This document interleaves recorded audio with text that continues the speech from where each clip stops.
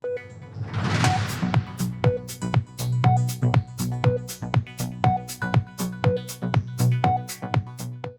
ವೀಕ್ಷಕರೇ, the federal ಕರ್ನಾಟಕದ special at 7 PM ಕಾರ್ಯಕ್ರಮಕ್ಕೆ ಸ್ವಾಗತ. ನಾನು ವಿಜಯ್ ಜೋನಳ್ಳಿ. ಇವತ್ತು ವಿಶೇಷ ಸಂದರ್ಶನದಲ್ಲಿ ಉಡುಪಿ ಚಿಕ್ಕಮಗಳೂರು ಕ್ಷೇತ್ರದ BJP ಸಂಸದ ಕೋಟಾ ಶ್ರೀನಿವಾಸ್ ಪೂಜಾರಿ ಅವರಿದ್ದಾರೆ.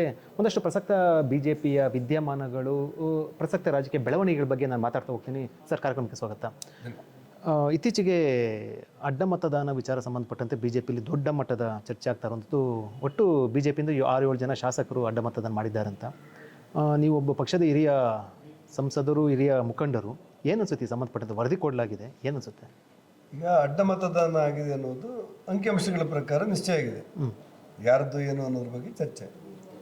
ನಮ್ಮ ರಾಜ್ಯಾಧ್ಯಕ್ಷರು ವಿಜೇಂದ್ರ ಅವರು CT ರವಿ ಅಂತ ಒಬ್ಬ ಪಾರ್ಟಿಯಲ್ಲಿ ಭಾಳ ಹಿರಿಯ ಮುಖಂಡರಿಗೆ ಮತ್ತು 3 ಜನ ಸದಸ್ಯರನ್ನು ಒಳಗೊಂಡು ಒಂದು ಕಮಿಟಿಯನ್ನು ಮಾಡಿದ್ದಾರೆ. ಆ ಕಮಿಟಿ ಮಾಡಿ ಅದರಲ್ಲಿ ಯಾರ್ಯಾರು ಅಡ್ಡ ಮತದಾನ ಮಾಡಿದ್ದಾರೆ ಅನ್ನೋದ್ರ ಬಗ್ಗೆ ಮಾಹಿತಿ ಕೊಡಿ ಅಂತ ಹೇಳಿದ್ದಾರೆ. ಅವರು ಸದ್ಯಕ್ಕೆ ತಾತ್ಕಾಲಿಕ ವರದಿಯನ್ನು ಕೊಟ್ಟಿದ್ದಾರೆ. ಮುಂದೆ ನಿಖರವಾದ ವರದಿಯನ್ನು ಕೊಡ್ಬೋದು. ಏನೇ ಆಗಿದ್ರು ಕೂಡ ಪಕ್ಷದ ಚೌಕಟ್ಟಿನಲ್ಲಿ ಅದಕ್ಕೆ ಏನು ಕ್ರಮ ಕೈಗೊಳ್ಳಬೇಕು ಅದನ್ನು ಕೈಗೊಳ್ತೇವೆ ಅಂತೇಳಿ ಕೇಂದ್ರದ ವರಿಷ್ಠರು ಹೇಳಿದ್ದಾರೆ. ಹಾಗಾಗಿ ಅದ್ರ ಬಗ್ಗೆ ನಾವಿನ್ನು ಚರ್ಚೆಯನ್ನು ಮುಂದುವರಿಸ್ತಾ ಇರೋದ್ರಲ್ಲಿ ಭಾಳ ಏನಾಗತ್ತೆ ಅಂತ ಅನಿಸಿಲ್ಲ ನನಗೆ. ನಿಶ್ಚಯಕ್ಕೂ ಅನ್ಯಾಯ ಆಗಿದೆ. ಪಾರ್ಟಿಯ ಶಿಸ್ತಿನ ಸಿಪಾಯಿಗಳಾಗಿ ಕೆಲಸ ಮಾಡಬೇಕಾಗಿದ್ದಂಥ ಶಾಸಕರು ಅಲ್ಲೋ ಇಲ್ಲೋ ಕೆಲವರು ತಪ್ಪಾಗಿ ವರ್ತಿಸಿದ್ದಾರೆ. ಅದರ ಮೇಲೆ ವರದಿ ಹೋಗಿದೆ. ವರದಿಯನ್ನು ಕೇಂದ್ರ ಅಂಗೀಕರಿಸಿದೆ, ಅದನ್ನು ಗಮನಿಸಿದೆ ಮತ್ತು ಅದ್ರ ಮೇಲೆ ಕ್ರಮ ಕೈಗೊಳ್ಳುತ್ತಾರೆ.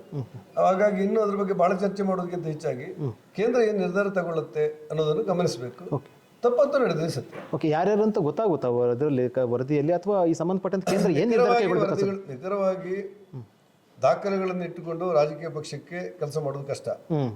ಆದರೆ ಭಾವನೆಗಳ ಮೂಲಕ, ನಡವಳಿಕೆಗಳ ಮೂಲಕ ಅಥವಾ ವಿಚಾರವನ್ನು ಗಮನದಲ್ಲಿಟ್ಟುಕೊಂಡು ಕೆಲಸ ಮಾಡಿದಾಗ, ತನಿಖೆ ಮಾಡಿದಾಗ ಸಹಜವಾಗಿ ಯಾರು ಎಡವಿದ್ದಾರೆ ಅನ್ನೋದು ನಮಗೆ ಅರ್ಥ ಆಗುತ್ತೆ. ಶಿಸ್ತು ಕ್ರಮ ಅಂದ್ರೆ ಯಾವ ಮಟ್ಟ ಕ್ರಮ ಅಂತ ಅನ್ಸುತ್ತೆ? ಶಿಸ್ತು ಕ್ರಮ ಅಂದ್ರೆ ಏನು ಅನ್ನೋದ್ರ ಬಗ್ಗೆ ನಾವಿಲ್ಲಿ ಚರ್ಚೆ ಮಾಡಬೇಕಾಗಿಲ್ಲ. ರಾಜ್ಯದಲ್ಲಿ ಒಂದು ವರದಿಯನ್ನು ತಗೊಂಡಿದ್ದಾರೆ, ಕೇಂದ್ರದ ಗಮನಕ್ಕೆ ತಂದಿದ್ದಾರೆ. ಕೇಂದ್ರ ಏನು ನಿರ್ದೇಶನ ಕೊಡುತ್ತೆ ಮತ್ತು ಯಾವಾಗ ಮಾಡೋದು, ಅದು ಒಂದಂತೂ ಸತ್ಯ. ಭಾರತೀಯ ಜನತಾ ಪಕ್ಷ ಅಂತ ಒಂದು ಪಾರ್ಟಿಯಲ್ಲಿ ಇಂಥ ಚಟುವಟಿಕೆಗಳು ನಡೀಬಾರ್ದು. ನಡೆದರೆ ಅಕ್ಷಮ್ಯವಾದ ಅಪರಾಧ. ಇತ್ತೀಚೆಗೆ ಕರಾವಳಿ ಅಭಿವೃದ್ಧಿ ಸಂಬಂಧಪಟ್ಟಂತೆ ಒಂದು ಮುಖ್ಯಮಂತ್ರಿ DK ಶಿವಕುಮಾರ್ ಒಂದು ವಿಶೇಷ ಕಾರ್ಯಕ್ರಮ ನಂಬಿಕೊಂಡಿರುವಂಥದ್ದು. ಅದಕ್ಕೆ ಅಲ್ಲೇ ಕೂಡ ಸಚಿವ ಸಂಪುಟ ಮಾಡಬೇಕು ಅನ್ನೋದು ಕೂಡ ಒಂದು ಚರ್ಚೆ ಆಗಿರುವಂಥದ್ದು. ಕರಾವಳಿ ಅಭಿವೃದ್ಧಿ ಸಂಬಂಧಪಟ್ಟಂತೆ ಕೂಡ ತಾವು ಕೂಡ ಸಭೆಯಲ್ಲಿ ಭಾಗವಹಿಸಿದ್ರಿ. ಸಹಜವಾಗಿ ಕರಾವಳಿ ಜಿಲ್ಲೆ ಶಿಕ್ಷಣದಲ್ಲಿ, ಆರೋಗ್ಯದಲ್ಲಿ, ಆರ್ಥಿಕವಾಗಿ ಒಂದು ಮುಂದಿರುವಂಥ ಜಿಲ್ಲೆ, ಅದರಲ್ಲಿ ಅನುಮಾನ ಇಲ್ಲ. ಆದರೆ ಸರ್ಕಾರ ನೆರವಿಗೆ ಬಂದದ್ದು ತುಂಬ ಕಡಿಮೆ. ಆ ಪಾರ್ಟಿ ಈ ಪಾರ್ಟಿ ಅಂತಲ್ಲ, ಎಲ್ಲ ಪಕ್ಷಗಳು ಕೂಡ ಇವತ್ತು ಶಿಕ್ಷಣದಲ್ಲಿ, ಆರೋಗ್ಯದಲ್ಲಿ ಉಡುಪಿ ಮತ್ತು ದಕ್ಷಿಣ ಕನ್ನಡ ಜಿಲ್ಲೆ ಮುಂಚೂಣಿಯಲ್ಲಿದೆ ಅಂತ ಹೇಳುವಾಗ ಅದು ಕಾರಣ ಸರ್ಕಾರ ಅನ್ನೋದಕ್ಕಿಂತ ನಮ್ಮ ಹಿಂದಿನ ತಲೆಮಾರವರು. ಅವ್ರ ಮೆಡಿಕಲ್ ಕಾಲೇಜ್ ಒಂದು ಮಂಗಳೂರಲ್ಲಿ ನಾನು ಉಸ್ತುವಾರಿ ಮಂತ್ರಿ ಆಗಿದ್ದೆ. 8 ಮೆಡಿಕಲ್ ಕಾಲೇಜುಗಳಿದೆ. ಇಡೀ ರಾಷ್ಟ್ರದಲ್ಲೇ, ರಾಜ್ಯದಲ್ಲೇ ಕೊರೋನಾ ಸಂದರ್ಭದಲ್ಲಿ ಬೆಡ್ ಇಲ್ಲ ಅನ್ನುವಂಥ ಪರಿಸ್ಥಿತಿ ಬಂದಾಗ ದಕ್ಷಿಣ ಕನ್ನಡ ಜಿಲ್ಲೆ 8 ಮೆಡಿಕಲ್ ಕಾಲೇಜುಗಳು ತೆರೆದುಕೊಂಡಾಗ ರಾಜ್ಯದ 3/4 ಜನ ಅಲ್ಲಿ ಬಂದಿದ್ರು. ಹಾಗಾಗಿ ನಮ್ಮ ಹಿರಿಯರು ಮಾಡಿರುವಂಥದ್ದು. ಇಲ್ಲಿರುವಂಥ ಚರ್ಚೆ ಏನು ಅಂದರೆ, ಆ ಕರಾವಳಿಯ 320 ಕಿಲೋಮೀಟರ್, ಉದಾಹರಣೆಗೆ ಉಳ್ಳಾಲದಿಂದ ಪ್ರಾರಂಭವಾಗಿ ಕಾರವಾರದವರೆಗಿನ 320 ಕಿಲೋಮೀಟರ್ ಉದ್ದದ ಸಮುದ್ರ ಕಿನಾರೆಯನ್ನು ಒಳಗೊಂಡಂಥ ದೊಡ್ಡ ಒಂದು ವ್ಯವಸ್ಥೆಗಳಲ್ಲಿ ನಾವು ಪ್ರವಾಸೋದ್ಯಮವನ್ನು ಅಭಿವೃದ್ಧಿಪಡಿಸಿದರೆ ಹೇಗೆ ಅನ್ನೋದು ನಮ್ಮಂದಿರುವಂಥ ಚರ್ಚೆ. ಇದೆಲ್ಲ ಸರ್ಕಾರದಲ್ಲಿತ್ತು, ಈ ಸರ್ಕಾರದಲ್ಲೂ ಇದೆ. ಆ ಉಪಮುಖ್ಯಮಂತ್ರಿಗಳಾಗಿದ್ದ ಇವತ್ತಿನ ಮುಖ್ಯಮಂತ್ರಿ DK ಶಿ ಅವರು ಬಂದಿದ್ದರು ಇಲ್ಲಿಗೆ, ಮಂಗಳೂರಿಗೆ. ಬಂದು ಸುಮಾರು 1 ದಿವಸಗಳ ಕಾಲ ಕಾರ್ಯಾಗಾರ ಮಾಡಿದ್ವಿ. ನಾವೆಲ್ಲರೂ ಶಾಸಕರಿದ್ದೆವು, ಎಲ್ಲ ಪಾರ್ಟಿ ಶಾಸಕರಿದ್ದೆವು. ಎಲ್ಲರೂ ಕೂಡ ನಾವು ಬೆಂಬಲ ಕೊಡ್ತೀವಿ, ಸಹಕಾರ ಮಾಡಬೇಕು ಅಂತ ಹೇಳಿದೆವು. ಆದರೆ ನಾನು ಒಂದು ವಿನಂತಿ ಮಾಡಿದ್ದೇನೆಂದರೆ, ಕರಾವಳಿಯ ಪ್ರದೇಶದಲ್ಲಿರುವಂಥ ಭೂಮಿ ಅಂದರೆ ಕಡಲಂಚಿನ ಭೂಮಿ, ಕಡಲ ಕಿನಾರೆಯ ಭೂಭಾಗ ಅನೇಕರು ಖಾಸಗಿ ವ್ಯಕ್ತಿಗಳು ಅವರಾಗಿ ಮಾಡಿರ್ಬೋದು, ಬೇನಾಮಿಯಲ್ಲೂ ಮಾಡಿರ್ಬೋದು. ಸುಮಾರು ಸಾವಿರಾರು ಎಕರೆ ಭೂಮಿಯನ್ನು ಖರೀದಿ ಮಾಡಿ ಇಟ್ಟುಕೊಂಡು ಮಾಡಿದ್ದಾರೆ. ಅದೇನು ತಪ್ಪಂತ ನಾನು ಹೇಳಿಲ್ಲ, ಯಾಕಂದ್ರೆ ಖರೀದಿ ಮಾಡಿದ್ದಾರೆ. ಅದರ ಮಧ್ಯದಲ್ಲಿ ಸರ್ಕಾರದ ಕೆಲವು ಭೂಮಿ ಇದೆ. ಉದಾಹರಣೆ ನಮ್ಮ ಕುಂದಾಪುರ ಕ್ಷೇತ್ರದ ಕೋಡಿ ಭಾಗದಲ್ಲಿ, ಕೋಡಿ ಕೆನಾರೆ ಭಾಗದಲ್ಲಿ ಸುಮಾರು ಒಂದು 45 ಎಕರೆ ಸರ್ಕಾರಿ ಭೂಮಿ ಇದೆ. ಬಂದರು ಇಲಾಖೆಯವರು ನಮಗೆ ಕೊಡಿ ಅಂತಾರೆ, ಪ್ರವಾಸೋದ್ಯಮ ಇಲಾಖೆಯವರು ನಮಗೆ ಕೊಡಿ ಅಂತಾರೆ. ಅಲ್ಲೇ ಶಾಸಕರು ಹೇಳ್ತಾರೆ ಇದು ಸರ್ಕಾರವೇ ಇಟ್ಕೊಳ್ಬೇಕು, ಬಂದರು ಇಲಾಖೆಯವರು ಮಾಡಿ ಒಳಗುತ್ತಿಗೆ ಯಾರು ಕೊಟ್ಬಿಡ್ತಾರೆ 30 ವರ್ಷಕ್ಕೆ. ನಾವು ಜಿಲ್ಲಾಧಿಕಾರಿಗಳ ಕಚೇರಿಯಲ್ಲಿ ಚರ್ಚೆ ಆದದ್ದು ನಿಮ್ಗೆ ಹೇಳಿದೆ. ಹಾಗಾದ್ರೆ ಏನಾಗುತ್ತೆ ಅಂತ ಹೇಳಿದರೆ, ಆ ಹೊರಗುತ್ತಿಗೆಯಲ್ಲಿ 30 ವರ್ಷಕ್ಕೂ 50 ವರ್ಷಕ್ಕೂ ತಗೊಂಡವರು ಅದು ರೆಸಾರ್ಟ್ ಮಾಡಿ ಒಂದು ಉದ್ಯಮ ಮಾಡ್ತಾರೆ. ಅದು ತಪ್ಪಂತಲ್ಲ, ಉದ್ಯಮ ಮಾಡ್ತಾರೆ. ಆದರೆ ಸಾಮಾನ್ಯ ಜನರಿಗೆ ಅನುಕೂಲ ಆಗಲಿಕ್ಕೆ ಅದು ಪ್ರವಾಸೋದ್ಯಮಲ್ಲೇ ಇರಬೇಕು ಅನ್ನೋದು ನಮ್ಮ ವಾದ ಆಗಿತ್ತು. ಹಾಗೆ ನಾನು ಸರ್ಕಾರಕ್ಕೆ ಆಗ್ರಹಪಡಿಸೋದು, ಎಲ್ಲೆಲ್ಲಿ ಸರ್ಕಾರಿ ಭೂಮಿ ಇದೆ ಆ ಭೂಮಿಯನ್ನು ಒಳಗೊಂಡಂತೆ ಪ್ರವಾಸೋದ್ಯಮ ಮೂಲಕ ನೀವು ಅಭಿವೃದ್ಧಿಪಡಿಸಿದರೆ ಜನರಿಗೆ ಇದು ಹೆಚ್ಚು ಅನುಕೂಲ ಆಗುತ್ತೆ ಅಂತೇಳಿ. ಒಂದಂತೂ ಸತ್ಯ, ಇಡೀ 320 ಕರ್ನಾಟಕ ರಾಜ್ಯದ ಕರಾವಳಿ 320 ಕಿಲೋಮೀಟರ್ ಉದ್ದದ ಈ ಕರಾವಳಿ ಪ್ರದೇಶವನ್ನು ಅಭಿವೃದ್ಧಿ ಮಾಡಿದರೆ ಭಾಳ ದೊಡ್ಡ ಆಕರ್ಷಣೆ ಮತ್ತು ಆರ್ಥಿಕವಾದಂಥ ಶಕ್ತಿ ನಮಗೆ ಬರುತ್ತೆ ಅಂತ ನಂಗೆ ಅನಿಸುತ್ತೆ. ಸರ್, ನೀವು ಅನುಭವ ಮತ್ತು ಸಾಕಷ್ಟು ಹಿರಿಯರು ಇರುವಂಥದ್ದು, ಈ ರೀತಿ ಅಂದರೆ ನಿಮ್ಗೆ ಅಸ್ಪೃಶ್ಯತೆ ಇಲ್ಲ, ಎಜುಕೇಷನ್ ಮುಂದುವರೆದಿರುವಂಥದ್ದು, ಮತ್ತು ಉತ್ತಮ ಏನು ಪರಿಸರ ಇರುವಂಥದ್ದು, ಇವೆಲ್ಲ ಇಂತಹ ಒಂದು ಸಂಪದ್ಭರಿತ ಜಿಲ್ಲೆಯಲ್ಲಿ ಅದು ಚರ್ಚೆಯಾಗಿದ್ದು ಬಿಟ್ಟು ನಿಮಗೆ ಈ ರಾಜಕಾರಣ ಮತ್ತು ಒಂದು ರೀತಿಯಲ್ಲಿ ಏನು ಕೊಮ್ಮುಗಲಭೆ ರೀತಿಯಲ್ಲಿ ಕೊಡುವಂಥ ಪ್ರಚೋದನೆಗಳು ಇವೆಲ್ಲವೂ ಕೂಡ ಅದು ಒಂದು ರೀತಿಯಲ್ಲಿ ಹಿನ್ನಡೆ ಆಗುತ್ತೆ, ಒಂದು ರೀತಿಯಲ್ಲಿ ಅದು ನೋವು ಅನ್ಸುತ್ತಲ್ವಾ ನಿಮ್ಗೆ ಅನ್ಸುತ್ತೆ? ಪ್ರಜಾಪ್ರಭುತ್ವದಲ್ಲಿ ತಪ್ಪಲ್ಲ. 2013ರಲ್ಲಿ 13 ಸೀಟ್ಗಳ ಪೈಕಿ 12 ಸೀಟ್ಗಳನ್ನ ಕಾಂಗ್ರೆಸ್ ಗೆದ್ದಿತ್ತು. ಆಗ ಅದು ಸರಿಯಾಗಿತ್ತಾ? 2018 ಮತ್ತು ಈಗ 2022-23ರಲ್ಲಿ ಮಂಗಳೂರು ಜಿಲ್ಲೆಯಲ್ಲಿ 8ರಲ್ಲಿ 6 BJP ಗೆತ್ತು, 2 ಕಾಂಗ್ರೆಸ್ ಗೆದ್ದಿದೆ. ಉಡುಪಿ ಜಿಲ್ಲೆಯಲ್ಲಿ 5ಕ್ಕೆ 5 BJP ಗೆತ್ತು. ಅದಕ್ಕೂ ಮತ್ತು ಬೇರೆ ಕೋಮು ಇದನ್ನೆಲ್ಲ ತಳಕು ಹಾಕುವುದರಲ್ಲಿ ಅರ್ಥ ಇಲ್ಲ. ಅಲ್ಲಿರುವ ಜನ ಭಾರತೀಯ ಜನತಾ ಪಕ್ಷವನ್ನು ಗೆಲ್ಲಿಸಿದ್ದಾರೆ. ತುಂಬ ಜನ ವಿದ್ಯಾವಂತರಿದ್ದಾರೆ, ಸ್ವಾರ್ಥರಹಿತವಾಗಿ ಸಮಾಜ ಕಟ್ಟುವಂಥ ಕೆಲಸವರು ಕೆಲವರಿದ್ದಾರೆ. ಅವರಿಗೆ BJP ಆಶಯ ಇದೆ, ಮೋದಿ ಬಗ್ಗೆ ಗೌರವಗಳಿದೆ, ನಮ್ಮ ಪಾರ್ಟಿ ಬಗ್ಗೆ ಸಿದ್ಧಾಂತ ಬಗ್ಗೆ ವಿಶ್ವಾಸ ಇದೆ. ಈ ಕೋಮು ಬಣ್ಣ ಅನ್ನೋಂಥದ್ದು ಆ ಪರ್ಟಿಕ್ಯುಲರ್ 2 ಜಿಲ್ಲೆಗೆ ಬರುತ್ತಲ್ಲ, ಯಾಕೆ ಅಂದ್ರೆ ಯಾರು ಅಂದ್ರೆ ಕಾರಣ ಯಾರು ಅಂತ? ಕೋಮು ಬಣ್ಣ ಹೇಗಂದ್ರೆ, ಅನ್ನ ಮಾಡುವ ಕುಕ್ಕರ್ನಲ್ಲಿ ಬಾಂಬ್ ಇಟ್ಕೊಂಡು ಕನ್ನಡ ಶಾಲೆಯ ಮಧ್ಯೆ ಇಡ್ಲಿಕ್ಕೆ ಹೋದಂತ ಒಬ್ಬ ವ್ಯಕ್ತಿ ಇದ್ದಾನಲ್ಲ, ಅವ ಯಾವ ಸಮುದಾಯಕ್ಕೆ ಸೇರಿದವ, ಎಲ್ಲಿ ಕೋಮವ, ಅವನಿಗೆ ಹಾಗೆ ಪ್ರಚೋದನೆ ಕೊಟ್ಟವ್ರು ಯಾರು ಇರ್ತಾರೆ? ಪೋಲಿಂಗ್ ಸ್ಟೇಷನ್ನಿಗೆ ಗೋಡೆ ಹೊಡೆದು, ಆ ಶಸ್ತ್ರಾಸ್ತ್ರಗಾರ ಇಟ್ಟಂಥ ಗೋಡೆ ಹೊಡೆದು ಅಲ್ಲಿರುವಂಥ ಬಂದೂಕನ್ನು ಕೈಗೆತ್ತಿಕೊಳ್ಳಿಕ್ಕೆ ಹೋದ್ರಲ್ಲ, ಅವ್ರು ಯಾವ ಕೋಮಿನವರು, ಯಾವ ಜಾತಿಯವರು, ಯಾವ ಧರ್ಮದವರು, ಅವ್ರು ಮಾಡಿದ ತಪ್ಪ ಸರಿಯಾ? ಚರ್ಚೆ ಆಗ್ಬೇಕು ತಾನೆ. ಈ ಹತ್ಯೆಗಳನ್ನು ಮಾಡ್ತಾ ಹೋದಾಗ ಒಂದು ಸಮಾಜ ತಿರುಗಿ ಬೀಳುತ್ತೆ. ನಿರಂತರವಾಗಿ ಹತ್ಯೆ ಮಾಡ್ತಾ ಇದ್ದೀರಿ, ಸರಿಯಲ್ಲ, ಒಂದು ಸಮಾಜ ತಿರುಗಿ ಬೀಳುತ್ತೆ. ನಾವು ಇವತ್ತೇನಾಗಿದೆ, ದಕ್ಷಿಣ ಕನ್ನಡದಲ್ಲಿ ಶಾಂತಿ ಸುವ್ಯವಸ್ಥೆಯನ್ನು ಮಾಡಿದ್ದೇವೆ ಅಂತೇಳಿ ಸರ್ಕಾರ ಹೇಳಿದರೆ ನಾನು ಅಲ್ಲ ಅಂತ ಹೇಳಿಲ್ಲ. ಕಾರಣ ಇಬ್ಬರು ಅಧಿಕಾರಿಗಳನ್ನು, ಅತ್ಯಂತ ಗಟ್ಟಿತನದ ಅಧಿಕಾರಿಗಳನ್ನು ಹಾಕಿದ್ದಾರೆ. ನಾನು ನೋಡಿದವನು, ಅವರಿಬ್ಬರನ್ನು ಸರ್ಕಾರದಲ್ಲಿದ್ದು ನೋಡಿದವನು ಹಾಕಿದ್ದಾರೆ. ಒಂದು ಇನ್ನೊಂದು, ರಾಷ್ಟ್ರೀಯ ಭದ್ರತಾ ಪಡೆ ಏನು ಮಾಡಿದೆ ಅಂದರೆ, ಕೇರಳದ ಗಡಿಯಲ್ಲಿಯೂ ಸೇರಿದಂತೆ ರಾಷ್ಟ್ರದಾದ್ಯಂತ ಇರುವಂಥ ಮಾಮೂಲಿ ವೃತ್ತಿನಿರತ ಭಯೋತ್ಪಾದಕರನ್ನು ನಿಯಂತ್ರಣ ಮಾಡಿಬಿಟ್ಟಿದೆ. ಕೇರಳದಿಂದ ಬಂದು ಮಂಗಳೂರಿಗೆ ಓಡಿ ಬಂದು ಮಂಗಳೂರಿನ ಹತ್ಯೆ ಮಾಡಿ ಪುನಃ ಕೇರಳಕ್ಕೆ ಹೋಗ್ತಾಯಿದ್ರು.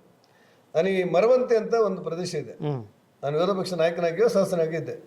ಆ ಮರವಂತೆಯಲ್ಲಿ ಒಬ್ಬ ಮೀನುಗಾರ ತನ್ನ 2 ಮಕ್ಕಳು, ತನ್ನ ಹೆಂಡತಿ ಜೊತೆಯಲ್ಲಿ ಒಂದು ಪುಟ್ಟ ಗೂಡಂಗಡಿ ಇಟ್ಟುಕೊಂಡು ಬದುಕ್ತಾ ಇದ್ದ.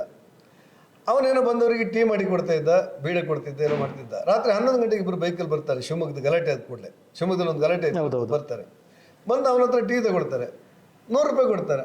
ಅವನು ಚಿಲ್ಲರೆ ಕೊಡ್ಲಿಕ್ಕೆ ತಿರುಗ್ತಾನೆ, ಅವನು ಹೊಟ್ಟೆಗೆ ಚಾಕು ಹಾಕಿ ಹೋಗ್ತಾರೆ. ಅವನು ನರಳಿ 8 ದಿವಸ ಸಾಯ್ತಾನೆ. ಅವನು ಮಾಡಿದ ಅಪರಾಧ ಏನು ಅಂದರೆ, ಅವರು ಏನೂ ಅಲ್ವಾ ನಿರಪರಾಧಿಗಳು ಅವರೆಲ್ಲರೂ? ಅವ್ರಿಗೆ ಪರಿಹಾರ ಕೊಡಿ ಅಂತೇಳಿ ನಾನು ಸ್ವಲ್ಪ ಶ್ರಮ ಪಟ್ಟದ್ದು, ಏನೇನು ಮಾಡಿದ್ದಾರೆ ಪರಿಸ್ಥಿತಿ ಬೇರೆ. ಅಂದರೆ ಕೋಮು ಸಂಘರ್ಷಗಳು ಒಂದೇ ಕಡೆ ಆಗ್ತಾ ಇಲ್ಲ, ನಿರಂತರವಾಗಿ ಲವ್ಜಿ ಆದಂಥದ್ದು, ನಿರಂತರವಾಗಿ ಭಯೋತ್ಪಾದನೆ ಆಗಿರುವಂಥದ್ದು, ಕುಕ್ಕರ್ನಲ್ಲಿ ಬಾಂಬ್ ಇಟ್ಕೊಂಡು ಹೋಗ್ಬೋದು, ಯಾರನ್ನೋ ಹೊಡೆದು ಹಾಕುವಂಥದ್ದು, ಇವೆಲ್ಲ ನಡೆದಾಗ ಒಂದು ಸಮಾಜ ತಿರುಗಿ ಬೀಳುತ್ತೆ. ಹಾಗಾಗಿ ಯಾವ ಧರ್ಮ, ಯಾವ ಜಾತಿ, ಯಾವ ವರ್ಗ ಅಂತ ನೋಡಿದೆ, ಯಾರು ತಪ್ಪು ಮಾಡಿದ್ದಾರೆ ಅವ್ರನ್ನ ಶಾಶ್ವತವಾಗಿ ನಾವು ನಿಯಂತ್ರಣ ಮಾಡ್ತೇವೆ ಅನ್ನುವಂಥ ಶಕ್ತಿ ಇರುವಂಥ ಅಧಿಕಾರಿಗಳನ್ನು ನಿಯೋಜನೆ ಮಾಡಿದರೆ ಒಂದು ರೂಪಾಯಲ್ಲಿ ನಿಯಂತ್ರಣ ಬರುತ್ತೆ ಅಂತ ನಂಗೆ ಅನಿಸುತ್ತೆ. ನನ್ನ ಕಾಳಜಿ ಅಥವಾ ನನ್ನ ಒಂದು ಪ್ರಶ್ನೆ ಅಂತಂದರೆ, ಅಂದರೆ ಈ ರೀತಿ ಇರುವಂಥ ಜಿಲ್ಲೆಯಲ್ಲಿ ನಿಮಗೆ ಬೇರೆ ಅಭಿವೃದ್ಧಿ ವಿಚಾರಗಳು, ಶೈಕ್ಷಣಿಕ ಸಂಬಂಧಪಟ್ಟ ಚರ್ಚೆಗಳು, ಪ್ರವಾಸೋದ್ಯಮ ಇವೆಲ್ಲವೂ ಕೂಡ ಚರ್ಚೆ ಆಗಬೇಕಾಯ್ತು. ಆದರೆ ಈ ಥರದ ಒಂದು ಕೋಮು ಸಂಘರ್ಷಕ್ಕೆ ಕಾರಣ ಆಗುವಂಥ ಇನ್ಸಿಡೆಂಟ್ಗಳು ಒಂದು ರೀತಿಯಲ್ಲಿ ಅದು ಈ ನೋವನ್ನು ಉಂಟು ಮಾಡುತ್ತೆ, ಕಪ್ಪು ಚುಕ್ಕೆ ಆಗುತ್ತೆ ಅಂತ ಅನ್ಸಲ್ಲ? ಸಹಜವಾಗಿ. ಆದರೆ ಎಲ್ಲಿ ಯಾರೇ ಗಲಾಟೆ ಮಾಡಿದ್ರೆ, ಯಾರ ಪ್ರಾಣ ಹೋದ್ರೂ ಪ್ರಾಣ ತಾನೇ. ಎಕ್ಸಾಕ್ಟ್ಲಿ. ಅದು ದೊಡ್ಡವರು ಬಡವರು ಅಂತ ಏನಿದೆ, ಯಾವ ಧರ್ಮ ಆ ಧರ್ಮ ಅಂತ ಏನಿದೆ, ಮತ್ತೆ ಅದನ್ನ ಯಾರು ಕೂಡ ಸಮರ್ಥನೆ ಮಾಡಲು ಸಾಧ್ಯ ಇಲ್ಲ. ಏನ್ ಮಾಡ್ತಾರೆ, ಕೊಲೆ ಮಾಡಿದವರು ತಪ್ಪಿಸ್ಕೊಂಡು ಬಿಟ್ಟಿದ್ದಾರೆ. ಅಲ್ಲಿ ಯಾರೊಬ್ಬ ಇದ್ದವ, ಒಬ್ಬ ಬಡವ, ಅವನಿಗೆ ಗುಂಡು ಬೀಳುತ್ತೆ, ಇದೆಲ್ಲ ಆಗುತ್ತೆ. ನಾವು ಅದು ಯಾರನ್ನೂ ಸಮರ್ಥನೆ ಮಾಡಿಲ್ಲ. ಶಾಂತಿ ಸುವ್ಯವಸ್ಥೆ ಕಾಪಾಡಬೇಕಂತ ಧರ್ಮ, ಜವಾಬ್ದಾರಿ, ಕರ್ತವ್ಯ, ಹೊಣೆಗಾರಿಕೆ. ಅದು ಇವೆರಡು ಜಿಲ್ಲೆ ಒಂದು ಹೆಸರು ಬರುತ್ತೆ. ಇವೆರಡು ಜಿಲ್ಲೆಗಳಿಗೆ ಬೇರೆ ರೀತಿ ಒಂದು ರೀತಿಯಲ್ಲಿ ಅಣೆಪಟ್ಟಿ ತರ ಬಂದ್ಬಿಡ್ತಲ್ವಾ? ಅಣೆಪಟ್ಟಿ ಹಚ್ಚಿದವ್ರು ಏನಂದ್ರೆ, ಅಲ್ಲಿ ಮಾಡ್ತಾ ಇರುವಂತ ಅಭಿವೃದ್ಧಿಯನ್ನು ಸಹಿಸದೇ ಇದ್ದವರು. ಉದಾಹರಣೆಗೆ ಬೇರೆ ಜಿಲ್ಲೆಗಳಲ್ಲೂ ಕೂಡ ಕೋಮು ಗಲಭೆ ಆಗಿದೆ, ಬೇರೆ ಜಿಲ್ಲೆಯಲ್ಲೂ ಕೂಡ ಈ ಪೊಲೀಸ್ ಸ್ಟೇಷನ್ಗೆ ಬೆಂಕಿ ಇಟ್ಟವರಿದ್ದಾರೆ. ಸಂಘರ್ಷಗಳಾಗಿದೆ. ಬೇರೆ ಜಿಲ್ಲೆಯಲ್ಲೂ ಕೂಡ ಪರಿಶಿಷ್ಟ ದಲಿತ ಶಾಸಕರ ಮನೆಗೆ ಹೋಗಿ ಬೆಂಕಿ ಇಟ್ಟವರಿದ್ದಾರೆ, ಬೇರೆ ಜಿಲ್ಲೆಯಲ್ಲಿ ಇದ್ದಾರೆ. ನಮ್ಮ ಜಿಲ್ಲೆಯಲ್ಲಿ ರಾಜಕಾರಣದಲ್ಲಿ ಹಿಂದುತ್ವ ಒಂದಷ್ಟು ಶಕ್ತಿಯನ್ನು ಪಡೆದಿದೆ ಅನ್ನೋ ಕಾರಣಕ್ಕೆ ಅದು ಕೋಮು ಗಲಭೆ ಜಿಲ್ಲೆ ಅಂತ ಹೆಸರು ಹೇಳಿದವರು ಇವರೇ. ಯಾರು ರಾಜಕಾರಣವಾಗಿ ತಮ್ಮ ಶಕ್ತಿ ಕಡಿಮೆ ಆದಾಗ ಅವರು ಅದನ್ನು ಕೋಮು ಸೌಹಾರ್ದ ಜಿಲ್ಲೆ ಅಲ್ಲ ಅಂತೇಳಿ ಸರ್ಟಿಫಿಕೇಟ್ ಕೊಡುವಂತ ಪರಂಪರೆ ಬಂದಿದೆ.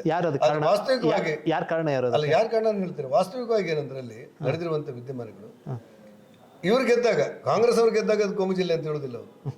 ಕಾಂಗ್ರೆಸ್ ಅವ್ರು ಸೋತಾಗ ಅದು ಕೋಮು ಜಿಲ್ಲೆ, ಕೋಮು ಗಲಾಟೆ ಜಿಲ್ಲೆ ಅಂತಾರೆ. ಹಾಗಂತ ಎಲ್ಲರಿಗೂ ಕೂಡ ಬದುಕು ಹಕ್ಕಿದೆ.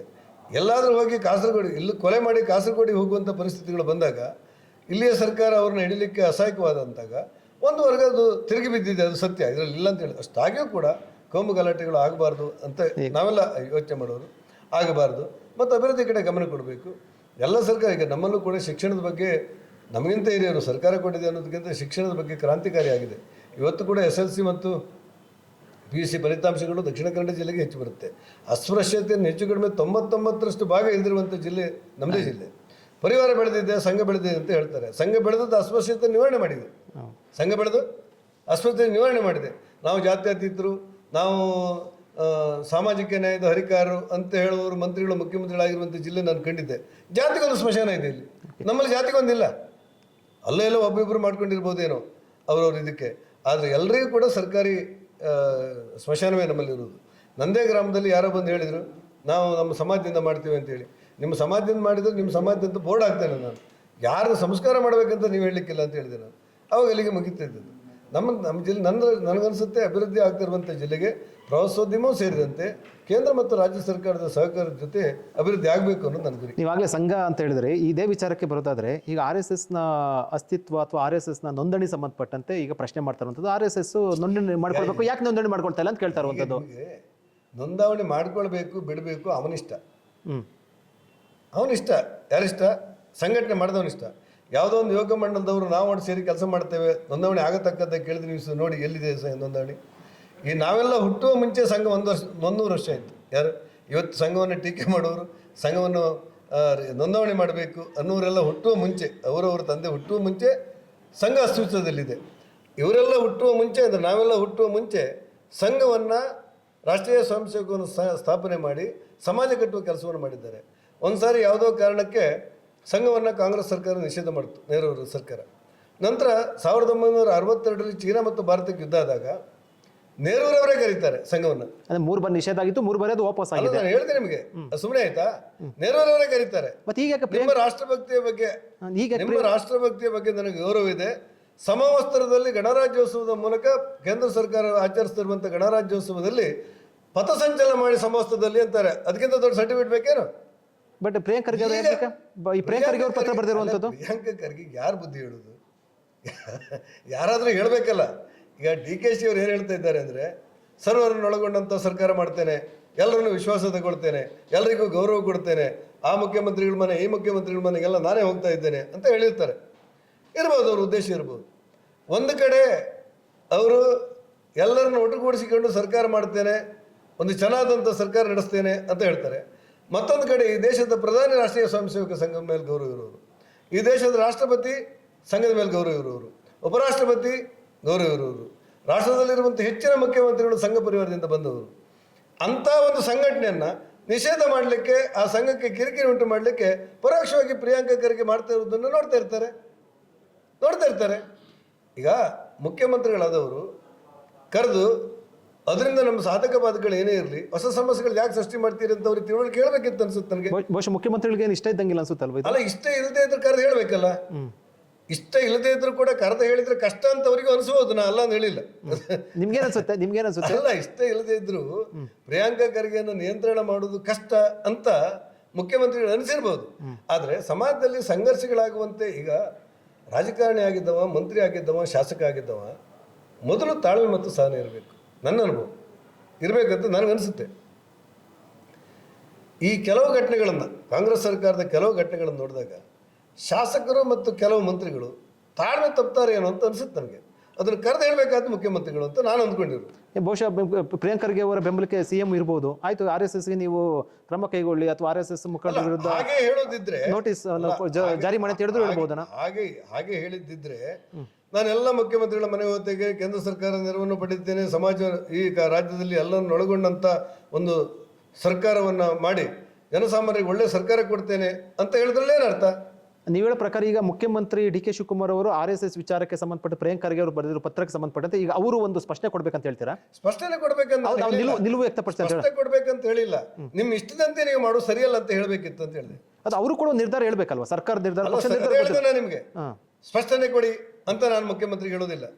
ಆದ್ರೆ ನಿಮ್ಮ ಅಧೀನದಲ್ಲಿರುವಂತ ಒಬ್ಬ ಮಂತ್ರಿ ಈ ರೀತಿ ನಡವಳಿಕೆ ಮಾಡುವಾಗ ನಿಮ್ಮ ಇಷ್ಟದಂತೆ ನಡಿಬಾರದು ಅಂತ ತಿಳುವಳಿಕೆ ಹೇಳುವಂತ ಸ್ಥಾನದಲ್ಲಿ ಮುಖ್ಯಮಂತ್ರಿಗಳಿದ್ದಾರೆ ಅಂತ ನಾನು ಹೇಳ್ತೇನೆ. ನಿಮ್ಗೆ ಅನ್ಸುತ್ತೆ ಇದು ಪಕ್ಷದ ಅಥವಾ ವೈಯಕ್ತಿಕ ನಿರ್ಧಾರ, ಪಕ್ಷ ಸರ್ಕಾರ ಅನ್ಸುತ್ತೆ? ಯಾಕಂದ್ರೆ ಅವರಲ್ಲಿ ಒಂದಷ್ಟು ಜನ ಅವರ ಬೆಂಬಲ ಇದೆ. ಸಾರ್ವಜನಿಕ ಜೀವನದಲ್ಲಿ ಒಂದು ರಾಜಕೀಯ ಪಕ್ಷದ ಮುಖಂಡನಾಗಿದ್ದವನ ವೈಯಕ್ತಿಕ ನಿರ್ಧಾರವೂ ಕೂಡ ಪಕ್ಷವನ್ನ ಆವರಿಸಿ ಬಿಡುತ್ತೆ. ಪಕ್ಷದ ಒಂದು ನಿರ್ಧಾರ ವ್ಯಕ್ತಿಯನ್ನು ಅವಲಂಬಿಸಿರುತ್ತೆ.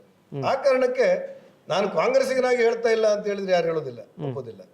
ನಾನು ಹೇಳ್ತಾ ಇರೋದು ಕಾಂಗ್ರೆಸ್ಸಿಗನಾಗಿ ಅಂತ ಅನಿಸುವಂತ ವಾತಾವರಣ ಸಮಾಜದಲ್ಲಿ ಇದೆ.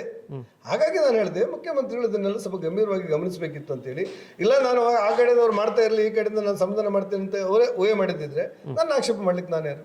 ಓಕೆ. ಈಗ ಸಚಿವ ಸಂಪುಟ ಪುನರ್ರಚನೆ ಕೇಂದ್ರದಲ್ಲಿ ಆಗ್ತಾ ಇರುವಂಥದ್ದು, ಅದು ಎಷ್ಟು ಜನ ಏನೋ ಕೈ ಬಿಡ್ತಾರೆ ಅಥವಾ ಎಷ್ಟು ಜನ ಏನೋ ಡ್ರಾಪ್ ಮಾಡ್ತಾರೆ ಅಂತ ಗೊತ್ತಿಲ್ಲ. ಯಾಕಂದ್ರೆ ಅವ್ರು ನಿಮ್ಮ ಸರ್ಪ್ರೈಸ್ ರಿಸಲ್ಟ್ಸನ್ನು ಕೊಡುವಂಥದ್ದು ನರೇಂದ್ರ ಮೋದಿ ಅವರು. ಸೊ ಈ ಹಿನ್ನೆಲೆಯಲ್ಲಿ ಕೇಂದ್ರ ಸಚಿವ ಸಂಪುಟ ಪುನರ್ರಚನೆ ಮುಂದಿನ ತಿಂಗಳು ಅಂದರೆ ಇನ್ನು ಕೆಲವೇ ದಿನಗಳಲ್ಲಿ ಆಗುವಂಥ ಒಂದು ಸಾಧ್ಯತೆ ಇರುವಂಥದ್ದು, ರಾಜ್ಯದ ಮಟ್ಟಿಗೆ ಒಂದಷ್ಟು ನಿರೀಕ್ಷೆ ಇರುವಂಥದ್ದು. ಅಂದರೆ ಒಂದು ಎರಡು ಆ್ಯಡ್ ಆಗ್ಬೋದು ಅಂತ ಇರುವಂಥದ್ದು, ಅಥವಾ ಒಬ್ಬರಿಬ್ಬರು ಡ್ರಾಪ್ ಆಗಿ ಅದಕ್ಕೆ ಬೇರೆ ರೀತಿಯ ಒಂದು ವ್ಯವಸ್ಥೆ, ಇವೆಲ್ಲವೂ ಕೂಡ ಚರ್ಚೆ ಆಗ್ತವೆ. ನಿಮ್ಗೆ ಬಂದ ಮಾಹಿತಿ ಏನಿದೆ? ಇಲ್ಲ, ನೀವು ಹೇಳೋದು ಮಾಹಿತಿ ಮಾತ್ರ ನನಗೆ, ನನ್ನ ಹತ್ರ ಮಾಹಿತಿ ಏನಿಲ್ಲ.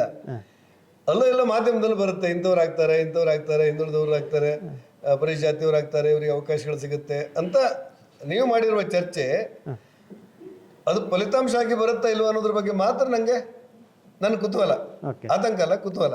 ಬಿಟ್ರೆ ಯಾರಾಗ್ತಾರೆ ಅಂತ ನಮ್ಗೆ ಗೊತ್ತಿಲ್ಲ. ಅಂದ್ರೆ ಒಂದು ಚರ್ಚೆ ಪ್ರಜಾಪ್ರಭುತ್ವದಲ್ಲಿ ಮಾಧ್ಯಮಗಳು ಲೋಕಸಭೆ ಮತ್ತು ವಿಧಾನಸಭೆ ಪಡಸಾಲೆಯಲ್ಲಿ ಆಗಿರುವಂತ ಚರ್ಚೆಗಳನ್ನ ಒಂದು ವರದಿ ರೂಪದಲ್ಲಿ ಸಾರ್ವಜನಿಕರ ಮುಂದಿಡ್ತವೆ, ಓದುಗರ ಅಥವಾ ವೀಕ್ಷಕರ ಮುಂದಿಡ್ತವೆ. ಅದು ರೂಢಿ. ಅಂದರೆ ಇವತ್ತಂತಲ್ಲ. ಈಗ ಒಂದು ಚರ್ಚೆ ಏನಾಗ್ತಾ ಇರೋದಂದ್ರೆ ನಮ್ಮ ರಾಜ್ಯದ ಸಂಸದರ ಸಚಿವರ ಪೈಕಿ, ಅಂದರೆ ಕೇಂದ್ರ ಸಚಿವರ ಪೈಕಿ ನಿಮಗೆ ಪರಿಶಿಷ್ಟ ಜಾತಿ ಮತ್ತು ಹಿಂದುಳಿದ ವರ್ಗಕ್ಕೆ ಒಂದು ಸ್ಥಾನ ಸಿಕ್ಕಿಲ್ಲ. ಕಳೆದ ಸಚಿವ ಸಂಪುಟದಲ್ಲಿ ಇಬ್ಬರಿಗೆ ಸ್ಥಾನ ಸಿಕ್ಕಿತ್ತು, ದಲಿತ ಮತ್ತು ಹಿಂದುಳಿದ ವರ್ಗದವರಿಗೆ. ಈಗ ಒಂದು ಸಿಕ್ಕಿಲ್ಲ ಅಂತ ಹೇಳ್ತಾ ಇರುವಂಥದ್ದು. ಸೊ ಈ ಹಿನ್ನೆಲೆಯಲ್ಲಿ ತಮಗೆ ಏನಾದರೂ ಕೂಡ ಒಂದು ಅವಕಾಶ ಇದೆ ಅಂತ ಅನ್ಸುತ್ತಾ? ಜಿಲ್ಲೆ ಮತ್ತು ರಾಜ್ಯವನ್ನು ಗಮನ ಇಟ್ಕೊಂಡು ಕೇಂದ್ರ ಸರ್ಕಾರದ ವಿಸ್ತೃತಿ ಮಾಡ್ತಾ ಇರೋದಿಲ್ಲ. ಪರಿಶಿಷ್ಟ ಜಾತಿಯರಿಗೆ ಅವಕಾಶ ಕೊಡ್ತಾರೆ, ಇಡೀ ದೇಶದಲ್ಲಿ ಕೊಡ್ಬೇಕಂತ ಯೋಚನೆ ಮಾಡ್ತಾರೆ. ನಮ್ಮ ಜಿಲ್ಲೆಗೆ ಸಿಗಬೇಕು, ನಮ್ಮ ರಾಜ್ಯಕ್ಕೆ ಸಿಗಬೇಕು ಅಲ್ಲ. ಹಿಂದುಳಿದವರಿಗೆ ಅವಕಾಶ ಕೊಡ್ತಾರೆ, ಗರಿಷ್ಠ ಅವಕಾಶಗಳನ್ನು ಕೊಟ್ಟಿದ್ದಾರೆ ಅಂಕಿಅಂಶ ಬಂದರೆ. ಆದರೆ ಇಲ್ಲೇ ಕೊಡಬೇಕು ಅಂತಲ್ಲ. ಆದರೆ ನಮ್ಮ ರಾಜ್ಯದ ಮಟ್ಟಿಗೆ ನಮಗೂ ಕೂಡ ಹಿಂದುಳಿದವರಿಗೆ, ಪರಿಶಿಷ್ಟ ಜಾತಿಯವರಿಗೆ, ಇದರೆಲ್ಲರಿಗೂ ಕೂಡ ಎಲ್ಲ ಸಮುದಾಯದವರಿಗೆ ಕೊಟ್ಟರೆ ಮತ್ತು ಕೆಲಸ ಮಾಡುವವರಿಗೆ ಕೊಟ್ಟರೆ ಇದರಿಂದ ಹೆಚ್ಚು ಅನುಕೂಲಗಳಾಗುತ್ತೆ, ನಮ್ಮ ಪಾರ್ಟಿಗೆ, ನಮ್ಮ ರಾಜ್ಯಕ್ಕೆ ಅನುಕೂಲ ಆಗುತ್ತೆ ಅನ್ನುವಂಥ ಭಾವನೆಗಳು ಎಲ್ಲರಲ್ಲೂ ಇದೆ, ಮಾಧ್ಯಮದಲ್ಲೂ ಇದೆ, ನಮ್ಮಲ್ಲೂ ಇದೆ. ಹಾಗಾಗಿ ಏನು ಕೊಡ್ತಾರೆ ಅಂತ ನಿರೀಕ್ಷೆ ಮಾಡ್ತೇವೆ. ನಮ್ಮ ನಿರೀಕ್ಷೆಗಿಂತ ಚೆನ್ನಾಗಿ ಕೊಡ್ತಾರೆ. ಮೊದಲು ನಿಮ್ಗೇನಾದರೂ ಒಂದು ಆಶಾಭಾವನೆ ಇದೆಯಾ? ನಿಮ್ಗೇನಾದರೂ ಒಂದು ಸಾಧ್ಯತೆ? ಇಲ್ಲ. ಕೊಟ್ಟರೆ ನಿಭಾಯಿಸ್ತೀರಾ? ಅಲ್ಲ, ಈಗ ನಿಭಾಯಿಸ್ತೇನೆ ಅಂತ ಹೇಳಿಬಿಟ್ರೆ ನೀವೊಂದು ಬೇರೆ ಆಗ್ತೀರಿ. ಅದಕ್ಕೋಸ್ಕರ ಈಗ ಕೇಂದ್ರದ ನಾಯಕತ್ವ, ರಾಜ್ಯದ ನಾಯಕತ್ವ ಯಾರ್ಯಾರಿಗೆ ಏನೇನು ಜವಾಬ್ದಾರಿ ಕೊಡಬೇಕಂತ ನಿರ್ಧರಿಸುತ್ತೆ. ಆ ನಿರ್ಧಾರವನ್ನು ಅಗತ್ಯ ಇದ್ರೆ ಕರೆದು ಹೇಳಿರ್ತಾರೆ. ಆ ಕರೆದು ಹೇಳೋದನ್ನ ನಿಮ್ಮ ಕಿವಿಯಲ್ಲಿ ಗುಟ್ಟಲ್ಲಿ ಹೇಳ್ತೇನೆ ನಾನು. ಅದು ಬಿಟ್ಟರೆ ಮತ್ತೆ ನಂಗೆ ಏನೂ ಗೊತ್ತಿಲ್ಲ. ಥ್ಯಾಂಕ್ ಯು, ಧನ್ಯವಾದ. ವೀಕ್ಷಕರು, ಇದು ಕೋಟಾ ಶ್ರೀನಿವಾಸ ಪೂಜಾರಿ ಅವರ ಒಂದು ಅಭಿಪ್ರಾಯ. ಒಂದಷ್ಟು ಪ್ರಸಕ್ತ ರಾಜಕೀಯ ವಿದ್ಯಮಾನಗಳಿಗೆ ಸಂಬಂಧಪಟ್ಟಂತೆ ಹೇಳಿದ್ರು. ಅದೇ ರೀತಿ ಕರಾವಳಿ ಮತ್ತು ಭಾಗದಲ್ಲಿ ಪ್ರವಾಸೋದ್ಯಮ ವಿಚಾರಕ್ಕೆ ಸಂಬಂಧಪಟ್ಟಂತೆ ಇದೆ ಅಲ್ವಾ, ಅದು ವಿಶೇಷ ಆದ್ಯತೆ ಕೊಡಬೇಕು ಅನ್ನುವಂಥ ಅಭಿಪ್ರಾಯವನ್ನು ಕೂಡ ವ್ಯಕ್ತಪಡಿಸಿರುವಂಥದ್ದು.